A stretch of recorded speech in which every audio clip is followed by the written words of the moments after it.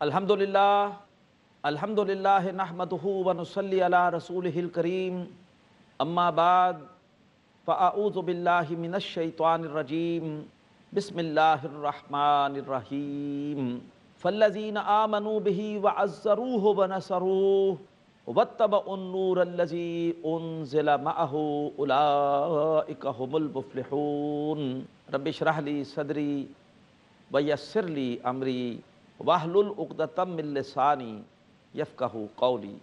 मोहतरम नाज़रीन, अस्सलामु अलैकुम वरहमतुल्लाहि वबरकातुहू। आज सीरत हबीब किब्रिया सल्लल्लाहु अलैहि वसल्लम के इस मुबारक सिलसिले में हम जनाब नबी अकरम सल्लल्लाहु अलैहि वसल्लम से अपने ताल्लुक़ और उस ताल्लुक़ की बुनियादों को समझेंगे। नबी अकरम सल्लल्लाहु अलैहि वसल्लम अपनी ज़ात मुबारका में अज़ीम बुलंदियों पर फाइज थे। जिस हस्ती के बारे में अल्लाह तबारक व तआला ये कह दे कि वरफ़ाना लका ज़िक्रक, ए मोहम्मद, ए हबीब, हमने आपके ज़िक्र को बुलंद कर दिया।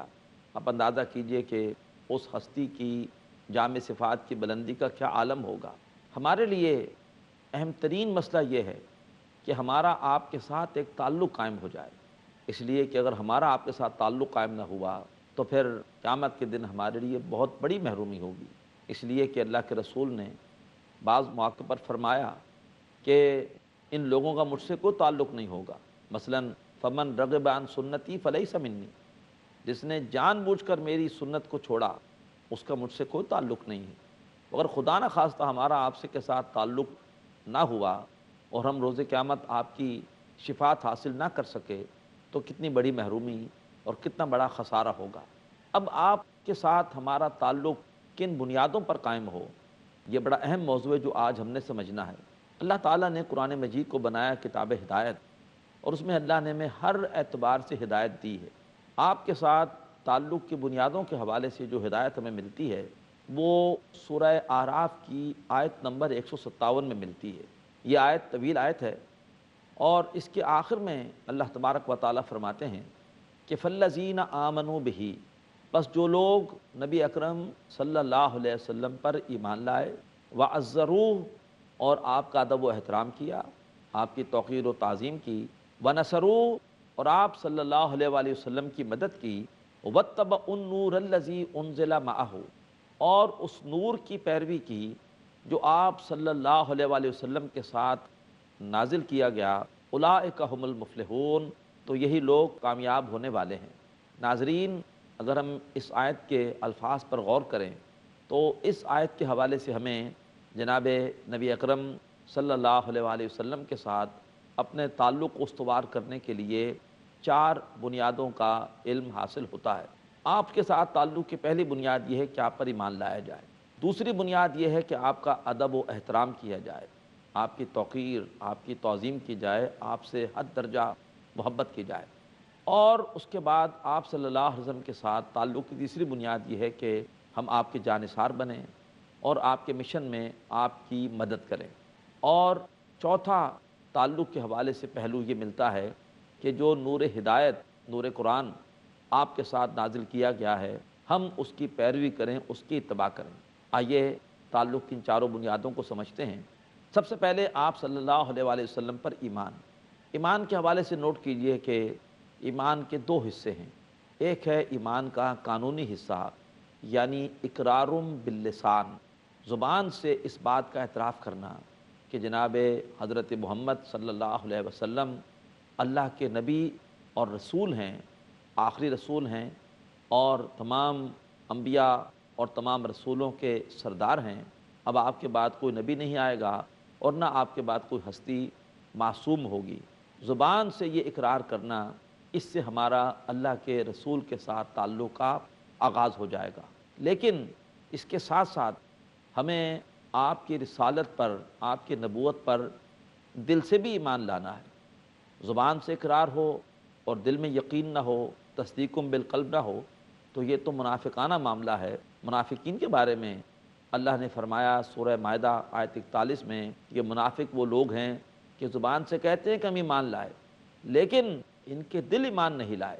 तो हमें दिल से आप पर ईमान लाना है لیکن اب دل والا ایمان، اس کا ثبوت کیا ہے، ہمیں حاصل ہے کہ نہیں ہے؟ ظاہری بات ہے کہ ہم کسی کا بھی سینہ چیر کر نہیں دیکھ سکتے کہ اس کے دل میں ایمان ہے کہ نہیں ہے، لیکن اس کی ایک پہچان ہو جاتی ہے انسان کے عمل سے۔ انسان کا جس چیز پر یقین ہوتا ہے اسی کے مطابق انسان کا عمل ہوتا ہے۔ ہم کسی محفل میں بیٹھے ہوں اور اگر وہاں پر کوئی سانپ ہمیں نظر آ جائے تو ہمیں کوئی لاکھ کہے کہ یہ سانپ زہریلا نہیں ہے، پھر بھی ہم اس سے اپنے تحفظ کی کوشش کرتے ہیں، اس لیے کہ یقین ہے کہ سانپ یہ خطرناک ہو سکتا ہے۔ اسی طریقے پر اگر ہمیں یقین ہو کہ پانی کے ایک گلاس میں زہر ہے تو چاہے کتنی شدید پیاس لگی ہو، ہم ہرگز ہرگز ہرگز وہ پانی استعمال نہیں کرتے۔ اسی طریقے پر اگر یقین ہو کہ ہمارے لیے آخرت میں جہنم سے بچنے کا واحد ذریعہ یہ ہے کہ ہم اللہ کے رسول کی تعلیمات پر عمل کریں، تو پھر سوال ہی پیدا نہیں ہوتا کہ اگر یقین ہو تو ہم آپ کی تعلیمات پر عمل نہ کر رہے ہوں۔ ہمیں چاہیے کہ اپنا جائزہ لیں، کیا ہمارے معمولات شریعت کے مطابق ہیں؟ کیا ہم صبح سے لے کر رات تک جو کچھ بھی کر رہے ہیں اس میں کہیں شریعت کی خلاف ورزی تو نہیں ہے؟ اگر شریعت کی خلاف ورزی نہیں ہے اس کا مطلب ہے کہ ہمیں دل والا ایمان حاصل ہے، ورنہ دوسری صورت اگر ہے تو ہم ایمان سے محروم ہیں۔ حدیث میں آتا ہے کہ چور چوری نہیں کرتا اگر حالت ایمان میں ہو، شرابی شراب نہیں پیتا اگر حالت ایمان میں ہو، زانی زنا نہیں کرتا اگر حالت ایمان میں ہو۔ اسی طرح سے اگر ایک شخص نماز نہیں پڑھ رہا اس کا مطلب یہ ہے کہ اس کے ایمان کی کمی ہے۔ اسی طرح سے اگر ایک شخص جھوٹ بول رہا ہے اس بات کی دلیل ہے کہ اس کے ایمان کی کمی ہے۔ لہٰذا اپنا جائزہ لینا چاہیے ہمیں کہ آیا ہمیں آپ پر زبان کے اقرار کے ساتھ ساتھ دل والا ایمان بھی ہے کہ نہیں ہے۔ یہ ایمان اگر نہیں ہے تو کیسے حاصل ہو؟ یہ حاصل ہوتا ہے اچھی محفلوں، اچھی صحبتوں سے فیض یاب ہو کر۔ اللہ تعالی ہمیں نیک لوگوں کے ساتھ، صالحین کے ساتھ دوستیاں کرنے، ان کے ساتھ بیٹھنے کی توفیق عطا فرمائے۔ اللہ کے رسول کا ارشاد ہے، اچھی صحبت کی مثال عطر فروش کی دکان کسی ہے، اگر عطر نہ بھی لو تو خوشبو ضرور مل جاتی ہے، اور بری صحبت کی مثال لوہار کی بھٹی کسی ہے کہ اگر کوئی سیاہی نہ بھی لگے تب بھی دھواں اور اس کی بو انسان کو ضرور پہنچتی ہے۔ پھر اس کے ساتھ ساتھ قرآن مجید کو سمجھ کے پڑھنا، اس کے ذریعے سے بھی انسان کے ایمان میں اضافہ ہوتا ہے۔ وَإِذَا تُلِيَتْ عَلَيْهِمْ آيَاتُهُ زَادَتْهُمْ ایمانا، جب ان پر اللہ تعالیٰ کی آیتیں پڑھی جاتی ہیں تو یہ آیتیں ان کے ایمان کو بڑھا دیتی ہیں۔ اللہ سے دعا بھی کرتے رہیے، اللہم نور قلوبنا بالایمان، اے اللہ ہمارے دلوں کو نور ایمان سے منور فرما۔ یہ ہے اللہ کے رسول سے تعلق کی پہلی بنیاد، آپ پر دل و جان سے، زبان اور دل سے ایمان لانا۔ آپ کے ساتھ تعلق کی دوسری بنیاد ہے آپ سے محبت کرنا، آپ کی تعظیم کرنا اور آپ کا ادب و احترام کرنا۔ اس کے حوالے سے اللہ کے رسول کا اپنا ارشاد ہے کہ لا یؤمن احدکم حتی اکون احب الیہ من والدہ و ولدہ والناس اجمعین، تم میں سے کوئی شخص مومن نہیں ہو سکتا جب تک کہ میں اسے محبوب تر نہ ہو جاؤں اس کے والد سے، اس کے بیٹے سے، یہاں تک کہ تمام کے تمام انسانوں سے۔ النبی اولیٰ بالمؤمنین من انفسہم، نبی صلی اللہ علیہ وسلم تو مومنوں کے لیے ان کی جانوں سے بھی بڑھ کر ہیں۔ اگر یہ کیفیت ہے تو پھر واقعتاً ہمارا اللہ کے رسول پر سچا اور صحیح ایمان ہے۔ اللہ کے رسول کے ادب و احترام کے حوالے سے قرآن مجید نے سورہ حجرات میں ہمیں بڑی ہلا دینے والی ہدایت عطا فرمائی۔ فرمایا کہ یا ایھا الذین آمنوا لا ترفعوا اصواتکم فوق صوت النبی، اے لوگو جو ایمان لائے ہو اپنی آوازوں کو نبی کی آواز سے بلند نہ کرو، ولا تجہروا لہ بالقول کجہر بعضکم لبعض، اور نہ تم میں سے بعض ان کے سامنے اپنی آواز کو ایسے اونچا کریں جیسے کہ تم میں سے بعض کے سامنے کرتے ہیں، ان تحبط اعمالکم، کہیں ایسا نہ ہو کہ تمہارے سارے کے سارے اعمال ضائع ہو جائیں، وانتم لا تشعرون، اور تمہیں اس کا پتہ تک نہ چلے۔ اگر اپنی رائے کو اللہ کے نبی کی رائے پر فوقیت دے دی یا گفتگو کے دوران اپنی آواز کو ان کی آواز سے اونچا کر لیا تو خطرہ یہ ہے کہ ساری کی ساری نیکیاں برباد ہو جائیں گی اور انسان کو اس کا علم بھی نہیں ہوگا۔ آج اس آیت پر عمل کے حوالے سے ضروری ہے کہ جب بھی کبھی گفتگو میں، کبھی بحث کے دوران اگر ایک فریق اپنے موقف کے حق میں جناب نبی پاک صلی اللہ علیہ وسلم کی حدیث بیان کر دے تو پھر دوسرے فریق کو فوراً خاموش ہو جانا چاہیے، اس لیے کہ اگر اب اس نے کوئی اپنے موقف کے حق میں بات کی تو وہ گویا اللہ کے رسول کی بات پر اپنی بات کو ترجیح دینے کے مترادف ہوگا۔ انتہائی یہ معاملہ نازک ہے، اللہ کے رسول صلی اللہ علیہ وسلم کی بات پر اپنی بات کو ہرگز ترجیح نہ دی جائے۔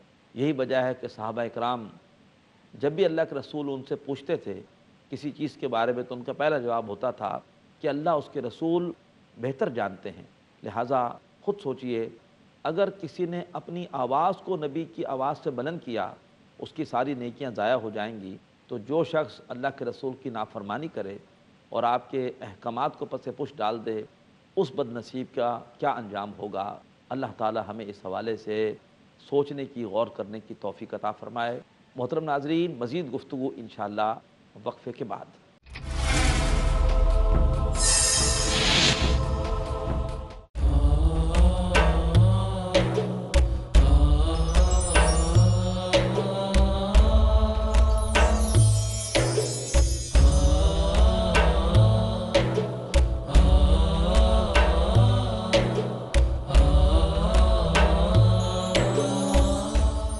السلام علیکم ورحمۃ اللہ وبرکاتہ۔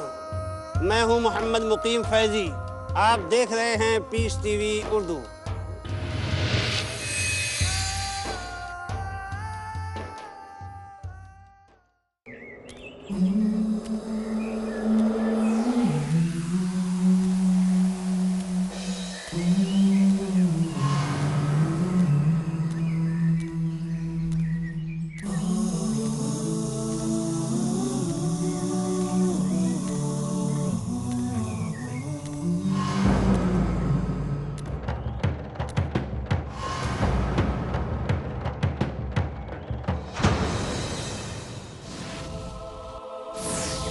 زندگی نام نہیں صرف سانس لینے کا، زندگی نام ہے دل سے جینے کا، دل کے جینے کا، دل کے جینے کا، دل کے جینے کا۔ دل ہو زندہ تو آباد ہیں ویرانے بھی، ورنہ حیران و پریشان ہیں فرزانے بھی، فرزانے بھی ہیں، فرزانے بھی۔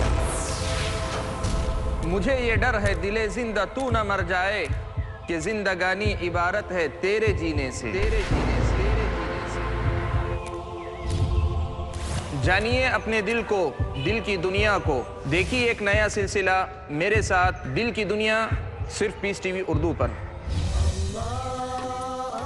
جانیے دلوں کو ہمیشہ ایمان کی گرمی سے تازہ رکھنے والا اسلامی فلسفہ دل کی دنیا، کل رات 11:30 بجے اور دوبارہ صبح 6 بجے انڈیا میں پیس ٹی وی اردو پر۔ اللہ اور اللہ کے رسول کی تعلیم، تہمت لگانا، الزام تراشی کرنا اور دوسرے کے دامن کو داغدار کرنا، یہ اظہار رائے کی آزادی نہیں ہے۔ نور ایمان تو یہ ہے، حق بات کہنا، سچ بات کہنا تو ایسا ہے جیسے کسی کو آئینہ دکھانا۔ پختہ ایمان کی روشنی کہتی ہے، اگر اللہ کا خوف دل میں ہو تو ہمارے تمام مسائل حل ہو سکتے ہیں۔ پھر تاخیر کیوں؟ کیا آپ اپنے فکر کو دعوت دیں گے؟ آئیے شریک ہو جائیے فکر اسلامی میں، ہر اتوار شام 7 بجے اور دوبارہ صبح 10:30 بجے انڈیا میں پیس ٹی وی اردو پر۔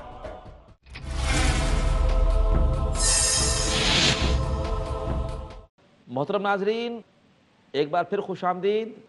آج الحمدللہ ہم سیرت حبیب کبریا صلی اللہ علیہ وآلہ وسلم کے حوالے سے جناب نبی اکرم صلی اللہ علیہ وآلہ وسلم سے تعلق کی بنیادوں کو سمجھ رہے ہیں۔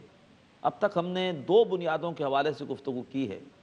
آپ کے ساتھ تعلق کی پہلی بنیاد یہ ہے کہ آپ پر زبان اور دل سے ایمان لایا جائے، اور آپ کے ساتھ تعلق کی دوسری بنیاد یہ ہے کہ آپ کا ادب و احترام کیا جائے، آپ کی توقیر و تعظیم کی جائے، اور آپ سے تمام انسانوں کیا اپنی جان سے بھی بڑھ کر محبت کی جائے۔ اس کے بعد تعلق کی تیسری بنیاد یہ ہمارے سامنے آتی ہے سورہ اعراف کی آیت نمبر 157 کے آخری حصے میں، وَنَصَرُوا کہ ہم جناب نبی پاک صلی اللہ علیہ وآلہ وسلم کی مدد کریں۔ ذرا سوچئے مدد کس کام کے لیے؟ اللہ کے رسول کا مشن کیا تھا؟ اللہ کے رسول رحمت للعالمین تھے، اور آپ کا مشن اللہ تبارک و تعالیٰ کے بندوں کی فلاح و بہبود تھا، دنیوی اعتبار سے بھی اور اخروی اعتبار سے بھی۔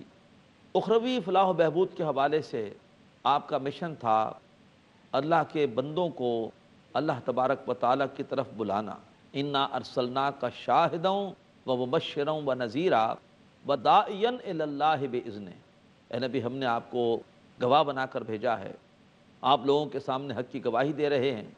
ہم نے آپ کو بشارت دینے والا بنا کر بھیجا ہے، آپ لوگوں کو نیکیوں پر اچھے اجر کی بشارت دے رہے ہیں۔ ہم نے آپ کو خبردار کرنے والا بنا کر بھیجا ہے، آپ گناہوں پر لوگوں کو خبردار کر رہے ہیں، اور ہم نے آپ کو اللہ تعالیٰ کی طرف بلانے والا بنا کر بھیجا ہے۔ تو دعوت کے ذریعے سے آپ صلی اللہ علیہ وسلم یہ کوشش کر رہے تھے کہ اللہ کے بندوں کو جہنم کی آگ سے بچا لیں۔ اللہ تعالیٰ ہمیں بھی دین کو سیکھنے اور دوسروں تک دین کو پہنچانے کی توفیق عطا فرمائے۔ یہ ہے آپ کی نصرت۔ آپ نے خود ہمیں اس کا حکم دیا اپنے آخری خطبے میں حجۃ الوداع میں کہ جو لوگ موجود ہیں وہ ان تک پہنچائیں جو موجود نہیں ہیں۔ بخاری شریف کی حدیث ہے بلغوا انی ولو آیہ، کہ تم میری طرف سے لوگوں تک پہنچاؤ، خواہ ایک ہی آیت، ایک آیت سیکھو اور پہنچاؤ لوگوں تک۔ کیوں؟ تمام لوگوں تک اب رسول اور نبی میں ہوں، ان تک اللہ کا پیغام پہنچانا میرا مشن ہے۔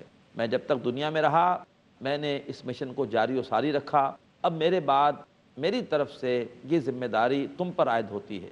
اسی طرح سے آپ کا مشن تھا اس دنیا میں لوگوں کو ظلم سے، جبر سے، استحصال سے، زیادتی سے محفوظ کرنا۔ اس کے لیے آپ نے اقامت دین کی جد و جہد کی، اللہ تبارک و تعالیٰ کے دین کو غالب کرنے کی کوشش کی، اور اس کے لیے آپ نے نہ صرف خود بلکہ آپ کے ساتھیوں نے بھی لازوال اور بے مثال قربانیاں دیں۔ آپ نے اپنے دانت شہید کرائے، آپ نے طائف کے بازار میں کس قدر اپنے آپ کو مجروح کرایا، آپ نے اپنے پیارے پیارے تربیت یافتہ ساتھیوں کے لاشیں، حضرت مصعب بن عمیر کا لاشا، حضرت حمزہ کا لاشا اس راہ میں دیکھا، لیکن ایک کٹھن جد و جہد کر کے بالآخر آپ نے اللہ تبارک و تعالیٰ کا دین غالب کر دیا۔ اور پھر اللہ کے رسول کے تربیت یافتہ صحابہ اکرام نے کچھ ہی عرصے میں اس دین کو بڑے وسیع علاقے میں غالب کر دیا۔ مغرب کی وادیوں میں گونجی اذاں ہماری، تھمتا نہ تا کسی سے سیل روا ہمارا، لیکن آج رفتہ رفتہ وہ دین پھر سے مغلوب ہو گیا۔ آج کہیں پر بھی اللہ کا عطا کردہ نظام، اللہ کی عطا کردہ شریعت پوری طرح سے نافذ اور غالب نہیں ہے۔ الطاف حسین حالی نے ایک مرثیہ کہا تھا مسدس حالی میں کہ پستی کا کوئی حد سے گزرنا دیکھے، اسلام کا گر کر نہ ابھرنا دیکھے، مانے نہ کبھی کہ مد ہے ہر جزر کے بعد، دریا کا ہمارے جو اترنا دیکھے، اور اے خاص ہے خاصان رسول وقت دعا ہے، امت پہ تیری آ کے عجب وقت پڑا ہے، وہ دین جو بڑی شان سے نکلا تھا وطن سے، پردیس میں وہ آج غریب الغربا ہے۔ اقبال نے بھی مرثیہ کہا ہے کہ بعد صبا کملی والے سے جا کہیو پیغام میرا، قبضے سے امت بے چاری کے، دین بھی گیا دنیا بھی گئی۔ آج دنیا میں کہیں پر بھی دین غالب نہیں ہے۔ ہمیں اللہ تبارک و تعالیٰ کے دین کے غلبے کے لیے ایک جد و جہد کرنی ہے، منظم جد و جہد۔ اگر یہ جد و جہد کریں گے تو پھر گویا ہم اللہ کے رسول کی مدد کر رہے ہیں، اللہ کے رسول صلی اللہ علیہ وسلم کے مشن میں اپنا حصہ ڈال رہے ہیں۔ اللہ تعالی ہمیں یہ سعادت عطا فرمائے۔ اللہ فرماتے ہیں سورہ صف کی آخری آیت میں کہ یا ایھا الذین آمنوا کونوا انصار اللہ، اے لوگوں جو ایمان لائے ہو مددگار بن جاؤ اللہ کے۔ تو اللہ کے دین کی مدد، اللہ کے دین کی تبلیغ کے لیے کوشش، یہ اللہ کی بھی مدد ہے اور اللہ کے رسول کی بھی مدد ہے۔ اللہ تعالی ہمیں اس عظیم مشن میں اپنا حصہ ڈالنے کی توفیق عطا فرمائے۔ اس کے بعد آپ کے ساتھ تعلق کی چوتھی بنیاد ہمارے سامنے یہ آئی کہ واتبعوا النور الذی انزل معہ اولئک ھم المفلحون، کہ وہ لوگ جو اس نور کی پیروی کریں، اتباع کریں جو نبی پاک صلی اللہ علیہ وآلہ وسلم کے ساتھ نازل کیا گیا۔ محترم ناظرین، یہ کون سا نور ہے؟ یہ ہے نور قرآن۔ ہمیں آپ کے ساتھ تعلق کے لیے آپ کے ساتھ نازل ہونے والے قرآن کی پیروی کرنی ہے۔ آپ نے حجۃ الوداع کے موقع پر ارشاد فرمایا تھا کہ لوگوں، میں تمہارے درمیان ایک ایسی شے چھوڑے جا رہا ہوں، جب تک تم اس سے چمٹے رہو گے نہ گمراہ ہوگے نہ برباد ہوگے، اور وہ ہے کتاب اللہ۔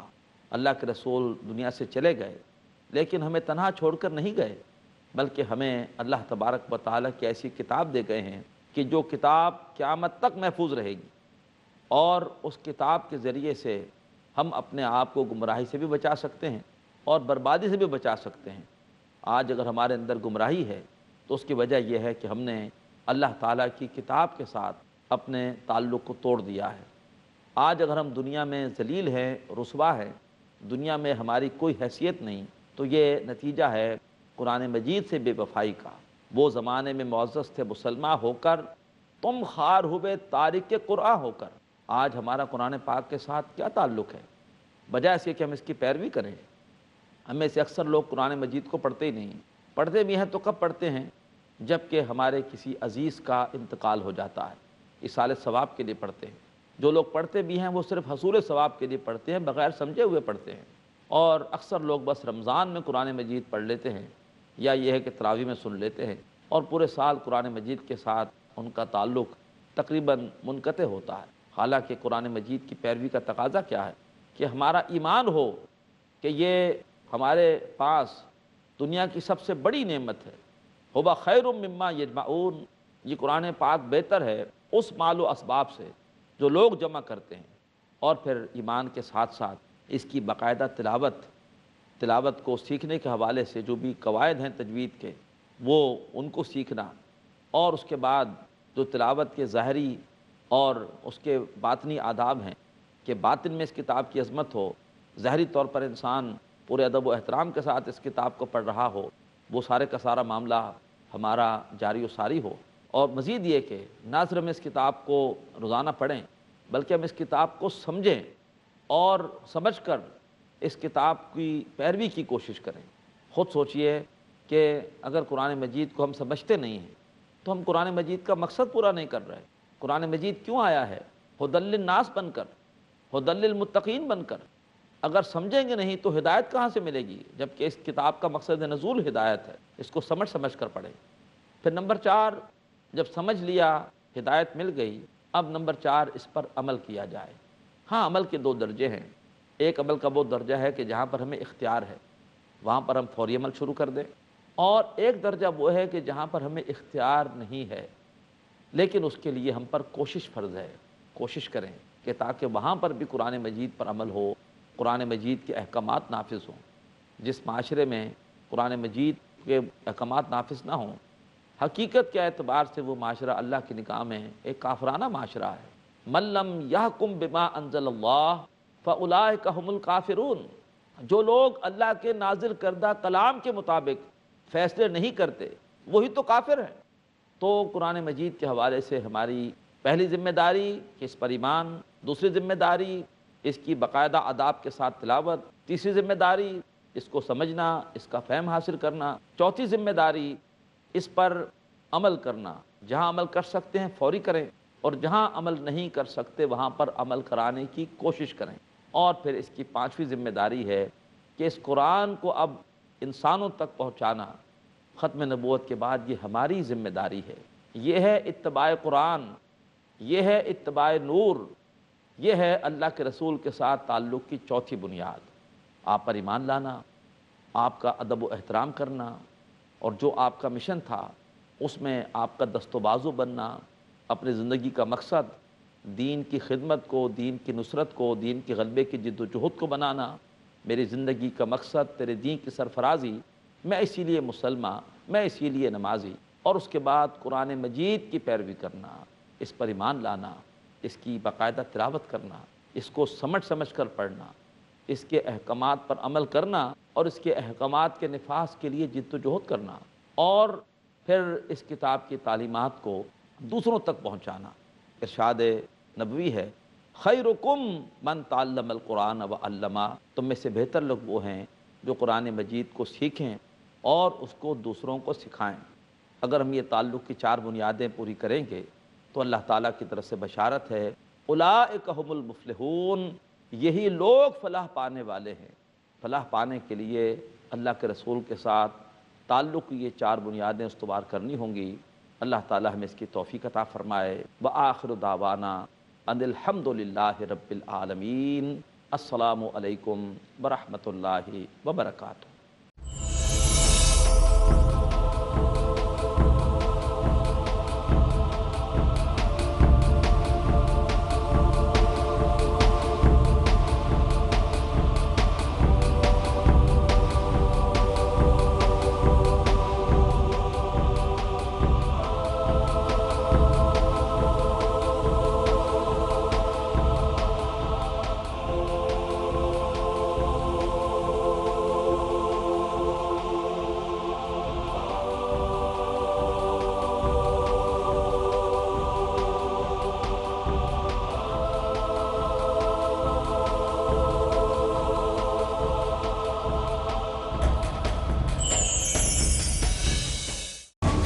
عبدالہادی عمری ڈالیں گے روشنی دین کو سمجھنے کے مؤثر، مفید اور فرسٹ ہینڈ جو ذرائع ہیں ان میں سے قرآن کے بعد حدیث یہ مؤثر ذریعہ ہے۔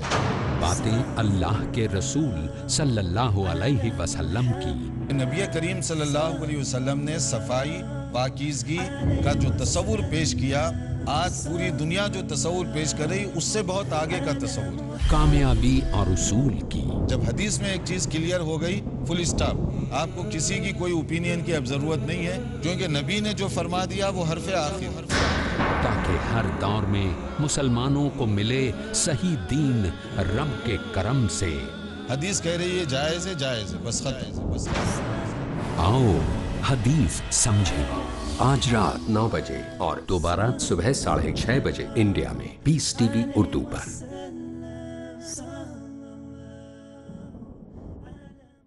ایمان کی سلامتی اور اللہ کی رضا دعا میں مانگتا ہے ہر اسلامی خاندان۔